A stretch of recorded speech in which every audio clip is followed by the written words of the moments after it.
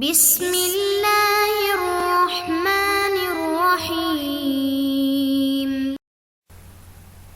السلام علیکم ورحمۃ اللہ وبرکاتہ۔ امید ہے تمام سامعین ناظرین بخیر و عافیت ہوں گے۔ آج ہم کتاب شرح عقائد کے سبق نمبر 47 کو پڑھیں گے۔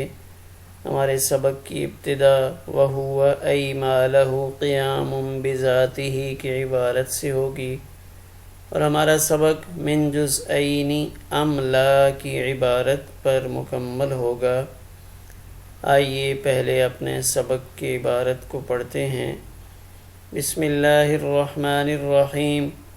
وَهُوَ أَيْ مَا لَهُ قِيَامٌ بِذَاتِهِ مِنَ الْعَالَمِ إِمَّا مُرَكَّبٌ مِّن جُزْئَيْنِ فَصَاعِدًا وَهُوَ الْجِسْمُ وَعِندَ الْبَعْضِ لَا بُدَّ لَهُ مِنْ ثَلَاثَةِ أَجْزَاءٍ لِيَتَحَقَّقَ الْأَبْعَادُ الثَّلَاثَةُ أعني الطول والعرض والعمق، وعند البعض من 8 أجزاء ليتحقق تقاطع الأبعاد الثلاثة على زوايا قائمة، وليس هذا نزاعا لفظيا راجعا إلى الاصطلاح حتى يدفع بأن لكل أحد أن يصطلح على ما شاء، بل هو نزاع في أن المعنى الذي وزع لفظ الجسم بإزائه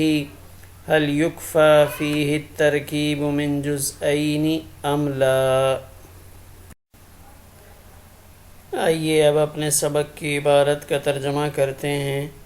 وَهُوَ أَيْ مَا لَهُ، اور وہ یعنی عالم کی وہ قسم جس کے لیے بذات خود قیام ہو۔ عالم کی وہ قسم جس کے لیے بذات خود قیام ہو، یا تو مرکب ہوگی 2 جز سے یا زیادہ سے۔ وَهُوَ الْجِسْمُ، اور وہ جسم ہے۔ وَعِندَ الْبَعْضِ، اور بعض کے نزدیک اس کے لیے 3 اجزاء کا ہونا ضروری ہے تاکہ ابعاد ثلاثہ متحقق ہو جائیں۔ ابعاد ثلاثہ سے میں مراد لیتا ہوں طول، عرض اور عمق کو۔ وعند البعض، اور بعض کے نزدیک من 8 اجزاء، 8 اجزاء کا ہونا ضروری ہے تاکہ متحقق ہو جائے ابعاد ثلاثہ کا ایک دوسرے کو کاٹنا سیدھے زاویوں پر۔ وَلَيْسَ هَذَا نِزَاعًا لَفْظِيًّا، اور یہ لفظی جھگڑا نہیں ہے، اور یہ ایسا لفظی جھگڑا نہیں ہے جو لوٹنے والا ہو اصطلاح کی طرف تاکہ اس کو دفع یعنی ختم کیا جائے اس طور پہ کہ ہر ایک کو اختیار ہے کہ اتفاق کر لے اس پر یا اصطلاح بنا لے اس کو جس کو وہ چاہے، بلکہ اس میں اختلاف ہے۔ بل ہوا نزاع، بلکہ اس میں اختلاف یہ ہے کہ بے شک وہ معنی جس کے مقابل میں جس لفظ جسم کو وضع کیا گیا ہے، بے شک وہ معنی جس کے مقابلے میں لفظ جسم کو وضع کیا گیا ہے، آیا اس میں 2 اجزاء سے ترکیب کافی ہے؟ هل يكفى فيه الترکیب من جزئین ام لا، یا 2 اجزاء سے ترکیب کافی نہیں ہے۔ آئیے اب اپنے سبق کی تشریح کرتے ہیں۔ تشریح میں ہم 4 نکات پہ غور کریں گے۔ پہلے نمبر پہ عین کی تقسیم کس طرح ہوتی ہے۔ نمبر 2، جسم کا تحقق کیسے ہوتا ہے، اس میں کیا اختلافات ہیں۔ تیسرا، ابعاد ثلاثہ کسے کہتے ہیں۔ چوتھا، زاویہ کسے کہا جاتا ہے۔ اس کے بعد ہم سبق کی عبارت پہ ایک نظر ڈالیں گے۔ سب سے پہلے عین، اس کی تقسیم کس طرح ہے۔ تو ابتدا میں ہم پڑھ چکے ہیں کہ عالم کی 2 قسمیں ہیں، آیان اور آراز۔ تو اب ماتن ان میں سے جو پہلی چیز ہے عین، اس کی تقسیم فرما رہے ہیں۔ اب عین کی تقسیم سے متعلق متن اس طرح بنے گا: وَهُوَ إِمَّا مُرَكَّبٌ وَهُوَ الْجِسْمُ أَوْ غَيْرُ مُرَكَّبٍ كَالْجَوْهَرِ الْفَرْدِ وَهُوَ الْجُزْءُ الَّذِي لَا يَتَجَزَّى۔ یعنی عین اگر مرکب ہے تو وہ جسم ہے، اور اگر غیر مرکب ہے تو وہ جزء لا یتجزا ہے۔ تو اب گویا کہ ہمارے سامنے عالم کی کل اقسام 3 ہوئیں: عین مرکب جو صرف جسم ہے، اور عین غیر مرکب جیسے جزء لا یتجزا، اور تیسری چیز عرض۔ جسم کا تحقق کیسے ہوتا ہے تو اس میں مختلف اقوال ہیں۔ سب سے پہلے جمہور اشاعرہ کا مذہب ہے کہ جو عین 2 یا 2 سے زیادہ اجزاء سے مرکب ہو وہ جسم کہلاتا ہے۔ ان کے نزدیک جسم جوہر مرکب کا نام ہے جو صرف 2 جز کو ملانے سے متحقق ہو جاتا ہے۔ اس لیے ان کے نزدیک یعنی جمہور اشاعرہ کے ہاں جسم کے تحقق کے لیے 2 اجزاء کافی ہیں۔ جسم کے تحقق کے بارے میں دوسرا قول یہ بھی بعض اشاعرہ کا ہے کہ جسم کے تحقق کے لیے کم از کم 3 اجزاء ضروری ہیں۔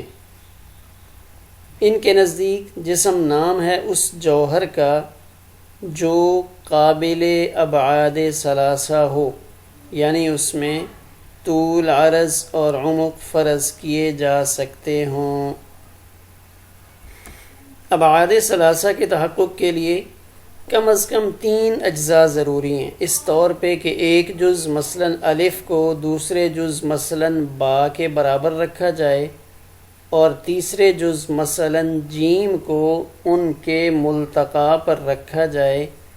اس طرح الف، با، جیم ان تینوں کے ملنے سے 3 خطوط وجود میں آئیں گے، جن میں سے ہر خط 2 جز سے مرکب ہوگا۔ جسم کے تحقق کے بارے میں ایک تیسرا قول کہ اس میں 8 اجزاء کا ہونا ضروری ہے۔ اگر 8 اجزاء ہوں گے تو پھر جسم کا تحقق ہوگا، ورنہ جسم کا تحقق نہیں ہو سکے گا۔ اور وہ 8 اجزاء اس طرح ہوں جن میں ابعاد ثلاثہ کو ایسے فرض کیا جائے کہ وہ ایک دوسرے کو سیدھے زاویوں پر کاٹیں۔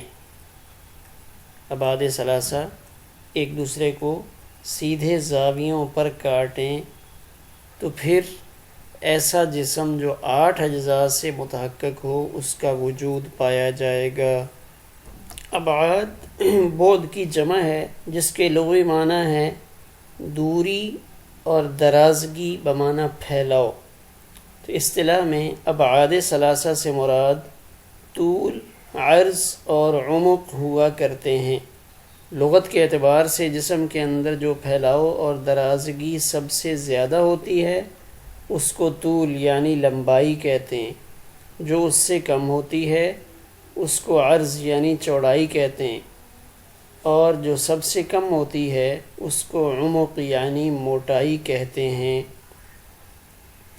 عرف میں جسم کے اندر جو خط سب سے پہلے فرض کیا جائے وہ طول ہے، اور جو خط دوسرے نمبر پہ فرض کیا جائے اس طور پہ کہ وہ پہلے کو کاٹ کر گزرنے والا ہو سیدھے زاویوں پر، اس کو عرض کہتے ہیں، اور جو خط تیسرے نمبر پر فرض کیا جائے اس طور پہ کہ وہ پہلے دونوں کو کاٹ کر گزرے اس کو عمق کہتے ہیں۔ مثلا ایک انسان کہ اس کے اندر ایک خط اس کے سر سے پاؤں کی جانب فرض کریں، اور دوسرا خط ایک ہاتھ سے دوسرے ہاتھ کی جانب، تو یہ پہلے کو کاٹتے ہوئے گزرے گا اور اس سے 4 سیدھے زاویے پیدا ہوں گے۔ اور پھر ایک تیسرا خط سینے سے پیٹھ کی جانب فرض کریں تو یہ پہلے دونوں کو کاٹے گا، یعنی جسم کی لمبائی کو بھی کاٹے گا اور چوڑائی کو بھی کاٹے گا۔ اس سے مزید 8 سیدھے زاویے اور پیدا ہوں گے، اس طرح کل 12 زاویے ہو جائیں گے جو سب سیدھے یعنی قائمہ ہوں گے۔ زاویہ کی جمع زوایا آتی ہے، دو خط کے احاطہ غیر تامہ سے جو ہیئت حاصل ہوتی ہے اس کو زاویہ کہتے ہیں۔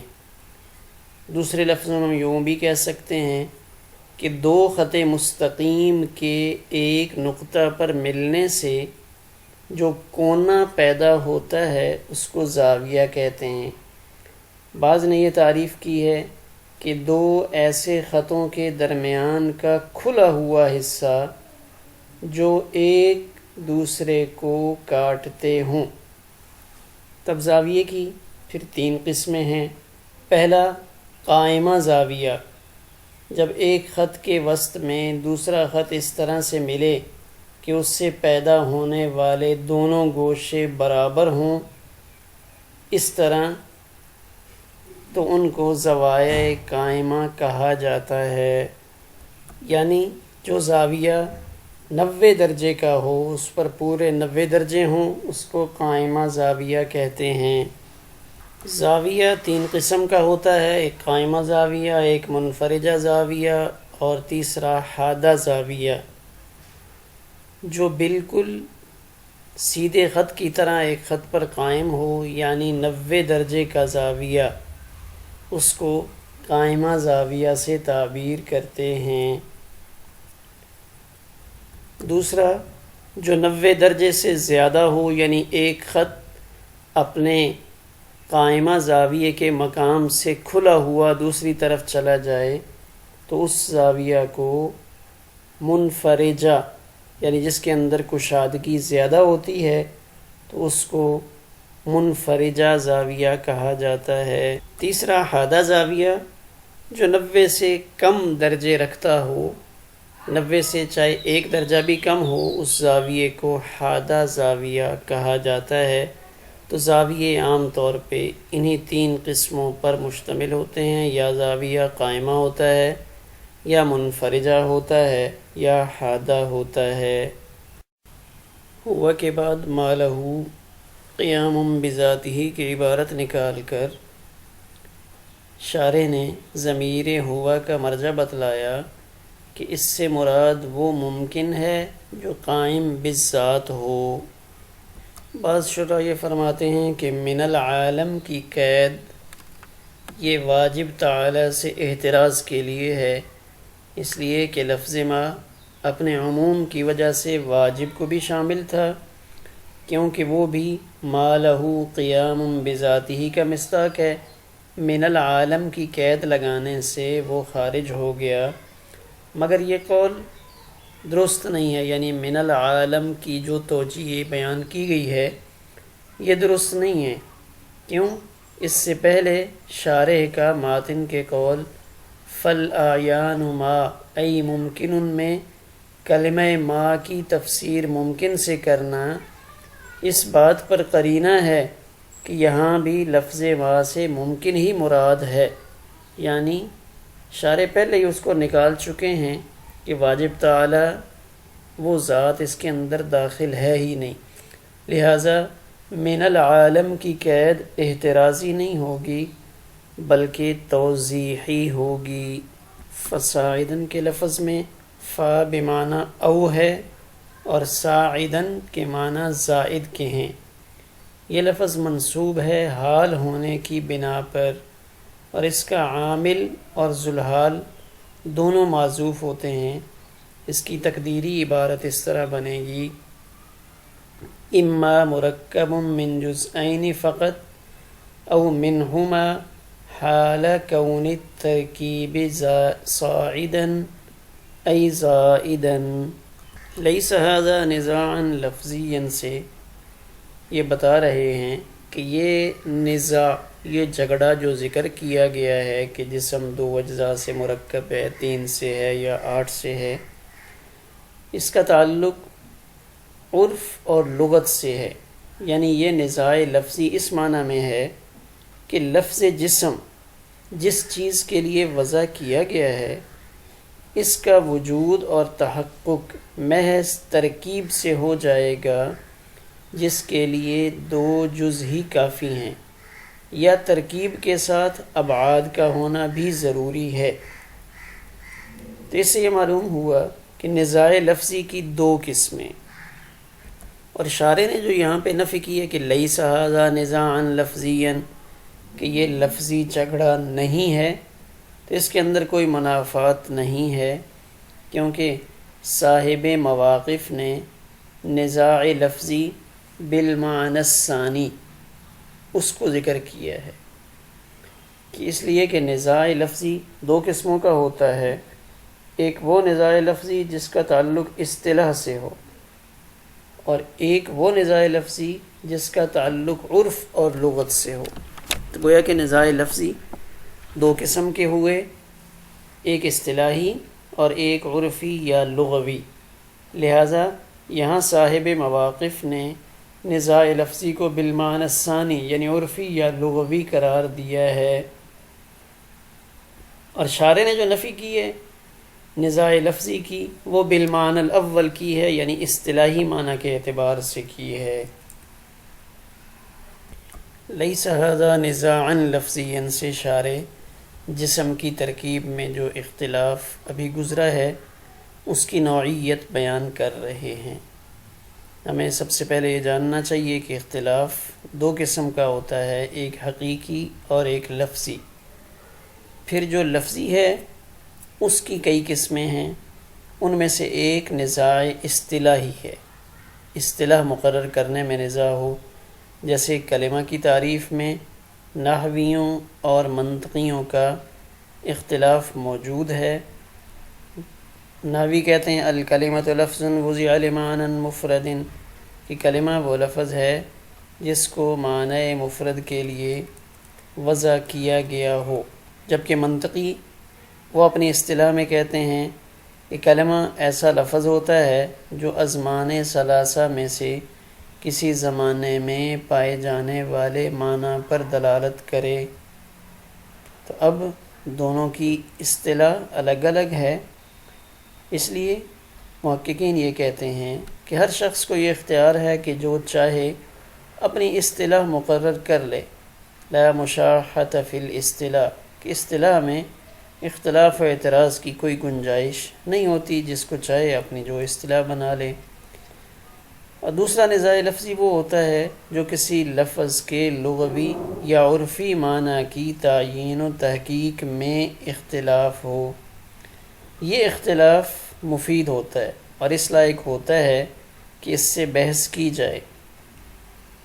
بس شارح رحمہ اللہ کے بیان کا حاصل یہ ہے کہ یہ اختلاف نزاع لفظی اصطلاحی نہیں، تاکہ اس کے جواب میں یہ کہہ دیا جائے کہ ہر شخص اپنی اصطلاح مقرر کر سکتا ہے، بلکہ یہ اختلاف دوسری قسم کا ہے، یعنی یہ اختلاف اس بات میں ہے کہ جسم لغت میں یا عرف میں جس معنی کے لیے وضع کیا گیا ہے اس کے تحقق کے لیے کیا محض ترکیب یعنی دو جز کافی ہیں یا نہیں، یا اس کے ساتھ بعد کی بھی ضرورت ہے۔